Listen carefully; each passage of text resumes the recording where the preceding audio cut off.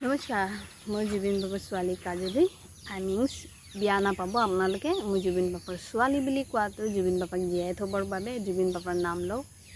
জেলেছ নকৰিব, চবেই অসমৰ চবেই ল'ৰা ছোৱালী হয় জুবিন বাবাৰ। গৰিমা মাৰ ল'ৰা ছোৱালী হয়। তো গতিকে মোক হিংসা নকৰিব আৰু মই কাকো হিংসা নকৰোঁ। গতিকে আহক আমি মিলি জুলি থাকিম আৰু আগবাঢ়িব চেষ্টা কৰিম। আপোনালোকে মোক ছাপৰ্ট কৰক, মই আপোনালোকক ছাপৰ্ট কৰিম। তেনেকৈ আমি জীয়াই থাকিব পাৰিম। তো গতিকে আজি বিশেষকৈ এটা কথা হৈছে, আপোনালোকৰ ওচৰত আপোনালোকৰ লগত কথা পাতিব খোজোঁ মই। আপোনালোকে ছ'চিয়েল মিডিয়াত এক্টিভ হৈ থাকে, তো গম পায়, মোতকৈ বেছি গম পাব, যিহেতু ছ'চিয়েল মিডিয়াত আপোনালোকে এনি টাইম এক্টিভ হৈ থাকে। তো ৰিচেণ্টলি এটা ভিডিঅ' চাইছোঁ, ৰিচেণ্টলি বুলি নহয়, যোৱাকালি মই চাইছোঁ, ৰিচাৰ্জ কৰিছোঁ। বহুতকেইটা SIT দলে বহুতখিনি 3000 কিমান চিট মানে বনাইছিলে। তো তাৰপিছতো মানে জুবিন বাবাৰ ন্যায় পোৱা নাই এতিয়ালৈকে। ডেটৰ ওপৰত ডেট সেনেকৈ চলি আছে। তাৰপিছত সেই ভিডিঅ'টোত কোৱা হৈছে যে আপোনালোকে কি বুলি ভাবিছে নাজানো, মোৰ মতে মই কৈছোঁ আপোনালোকক, জুবিন বাবাৰ চিয়'ৰলি মাৰ্ডাৰ কৰা হৈছে। কাৰণ মাৰ্ডাৰ নকৰাকৈ মানুহ নমৰাটো 19 তাৰিখে মৰিব বুলি 10 তাৰিখত কেনেকৈ মানুহে ক'ব পাৰিছে?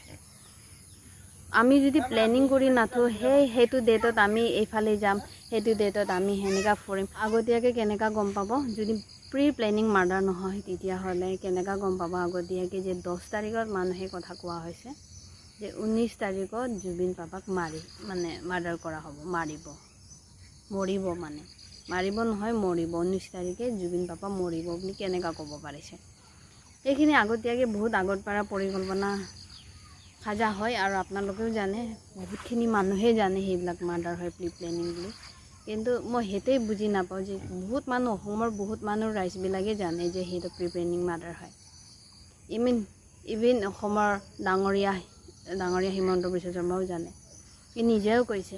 তাৰপিছতো মানে এতিয়ালৈকে জাষ্টিছ হোৱা নাই জুবিন বাবা। মানে আচৰিত প্ৰশ্ন হৈ থাকি যায় সেইটো। মানে এতিয়ালৈকে মানে জুবিন বাবাৰ নিচিনা এটা লেজেণ্ড, অসমৰ হিয়াৰ আমঠু, যদি জাষ্টিছ দিব পৰা নাই, বা আগৰ পৰাও কৈ আছোঁ, আমাৰ নিচিনা সাধাৰণ মানুহে ক'ত যাব? সাধাৰণ মানুহে যদি কালি যদি ইয়াত কোনোবাই যদি মাৰ্ডাৰ কৰি থৈ গ'লেও মাতিব কোনো মানুহ নাথাকিব। সাধাৰণ মানুহ মোকে চাওক, এতিয়া মোকে মানুহে টাৰ্গেট বনাইছে। ওচৰ লগৰ ফেমিলিকেইটাই মোক ভাল নাপায়। কালি পৰহি যদি মই কিবা এটা হৈ যাম, মোকতো কোনো পক্ষেও ন্যায় পাব বুলি মই আশা নকৰোঁ, কোনো পক্ষেও জাষ্টিছ পাম বুলি মই আশা নকৰোঁ। জুবিন বাবাৰ নিচিনাই যদি আমি এটা ইনস্পায়াৰ হওঁ জুবিন বাবাক চাই, যে জুবিন বাবাই সেইখিনি কৰিব পাৰিছে, জুবিন বাবাৰ কাৰণে ইমানখিনি মানুহে কৰিব পাৰিছে, তো আমাৰ কাৰণেও কৰিব, আমাৰ কাৰণেও কোনোবা নে কোনোবা বা কি বুলি কয় আদালতে কৰিব। কিন্তু যদি সেইবিলাকে যদি পচিবল হোৱা নাই এতিয়ালৈকে, ইমান টাইম লাগি আছে, সময় লাগি আছে, আমাৰতো দেখোন আমাৰ কি বুলি কয় বংশৰ পৰা বংশ আহিলেও আমাক ন্যায় নাপাব। এই পিছলৈকে পাহৰি যাব, সেনেকৈ কেছটো বন্ধ হৈ যাব।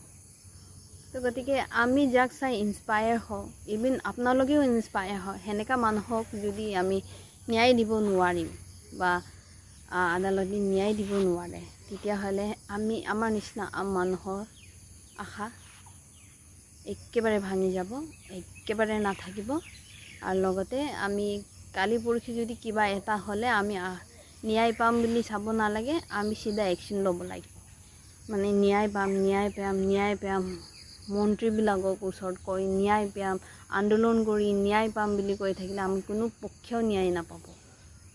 সেইটো মোৰ এটা কথা আছিলে। আশা কৰোঁ আপোনালোকে বুজি পাইছে যদি, আৰু কিবা যদি বেয়াকৈ কৈ দিছোঁ মই আগতীয়াকৈ মাফি খুজিছোঁ, মাফ কৰি দিব। আৰু কথাটো হয় না নহয় আপোনালোকেও ভাবি চাব, আৰু যদি হয় বুলি গম পায় বা একমত হৈ আছে, তেতিয়াহ'লে কমেণ্ট কৰি আপোনালোকে জনাব নাপাহৰিব।